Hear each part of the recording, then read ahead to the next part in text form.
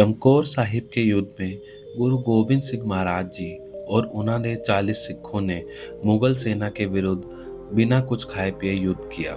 चमकौर साहिब के मिट्टी के किले में हुआ ये युद्ध 72 घंटे तक चला, जिनमें कई मुगल सैनिक मारे गए। साथ ही में गुरु गोबिंद सिंह महाराज जी के 36 साथी और दो साहिबजादे, साहिबजादा अजीत सिंह जी और साहिबजादा जुझार सिंह जी शहीद हो गए। लाखों की सेना से लड़ते हुए गुरु गोबिंद सिंह जी ने अपने युद्ध कौशल का अद्भुत प्रदर्शन किया। पंत खालसा के आदेश अनुसार गुरु जी ने 22 दिसंबर 1705 की रात को भाई दया सिंह जी और भाई मान सिंह जी और एक अन्य सिंह के साथ किला छोड़ दिया और अपने वस्त्र भाई संगत सिंह जी को पहना दिए। केवल भाई संगत जी और भाई संत सिंह जी ने ही अंत तक युद्ध लड़ा, वह भी शहीद हो गए। भाई संगत जी को गुरु जी के वस्त्र पहने देख मुगल सेना अत्यंत प्रसन्न हो गई। उन्होंने गुरु गोबिंद सिंह जी समझकर उनका सर काट दिया और वह उसे दिल्ली ले गए। जब गुरु गोबिंद सिंह जी महाराज चमकौर किले से आगे बढ़े तो माछीवाड़ा जाते समय वे रायपुर में कुछ देर रुके। यहाँ गुरु साहिब जी ने बीबी शरण कौर नामक एक महिला को शहीद सिखों का अंतिम संस्कार करने का निर्देश दिया, जिनमें गुरु गोबिंद साहब जी के दोनों पुत्र साहिबजादा अजीत सिंह जी और साहिबजादा जुझार सिंह जी भी शामिल थे। भाई संगत जी को गुरु गोबिंद सिंह समझकर मुगल सेना ने हर गांव में ये ऐलान कर दिया कि गुरु गोबिंद सिंह जी मारे गए हैं। देखो, ये रहा उनका कटा हुआ सर। उनका परिवार भी खत्म हो गया है। उनके दोनों बेटे युद्ध में मारे गए। क्रांति कुचल दी गई है।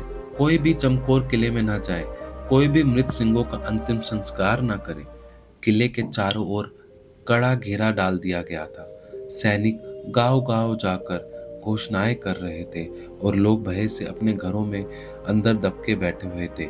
वहीं खरुड़ गांव में गुरु गोबिंद सिंह जी की पुत्री बेबी हरशरण कौर ने शहीदों के अंतिम संस्कार करने के लिए अपनी मां से अनुमति मांगी। उनकी बूढ़ी मां ने जब जवाब में ये कहा, बाहर घना अंधेरा है और किले के चारों ओर सैनिक तैनात है, तुम पास कैसे जाओगी? तब ये सुनकर कलगीधर की शेरनी बेटी ने दृढ़ निश्चय के साथ उत्तर दिया, मैं सैनिकों से बचकर अंतिम संस्कार करूंगी और यदि आवश्यकता पड़ी तो मैं लड़कर अपनी जान भी दे दूंगी। माँ ने अपनी बेटी को हिम्मत दी और गले लगाकर अंतिम संस्कार की मर्यादा समझाई। अरदास करने के बाद बीबी हरशरण कौर जी चमकौर किले के लिए रवाना हो गई। वह युद्ध क्षेत्र जहां लोहे के टकराने की आवाज, हाथियों के गरजने की गड़गड़ाहट, घोड़ों के खुरों की आहट और मारो पकड़ो की पुकारें गूंजती थी, अब पूरी तरह शांत और घोर अंधेरे में डूबा हुआ था। ऐसे में 16 वर्षीय बीबी हरशरण कौर जी पहरेदारों से बचते हुए किले तक पहुंची। उन्होंने देखा कि चारों ओर शव ही शव पड़े हैं और सिखों और मुगलों के बीच अंतर करना बहुत ही मुश्किल था। फिर भी उन्होंने आस्था बनाए रखी और उन्होंने कड़ा पहने हाथ, कछेरा पहने धड़ और लंबे केश वाले सर खोजने शुरू किए। जैसे ही उन्हें कोई शव मिलता, वह हर शहीद का चेहरा पोंछती। साहिबजादे और लगभग 30 शहीदों के शव मिलने के बाद उन्होंने लकड़ी इकट्ठा करना शुरू कर दिया।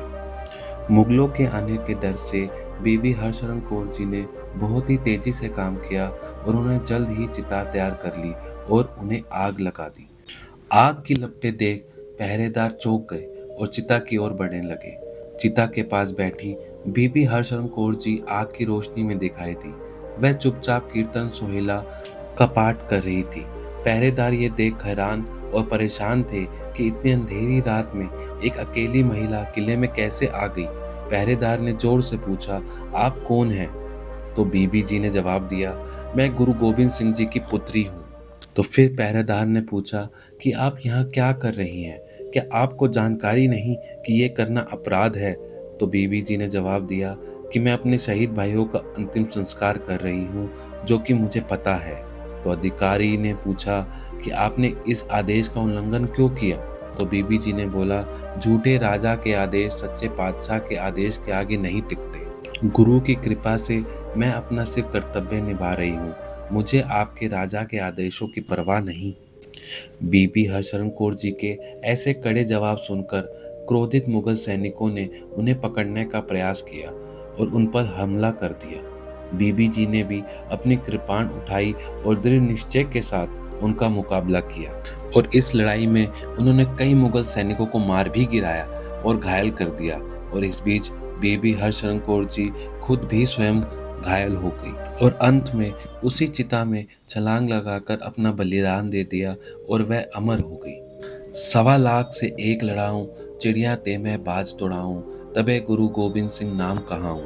ऐसे ही नहीं, गुरु गोबिंद सिंह साहब जी का ये प्रसिद्ध वचन एक वीरता, निडरता और ईश्वर पर अटूट विश्वास को दर्शाता है। इस कथा से हमें यही सीखने को मिलता है कि हमें अपने गुरु महाराज जी पर भरोसा रखना चाहिए।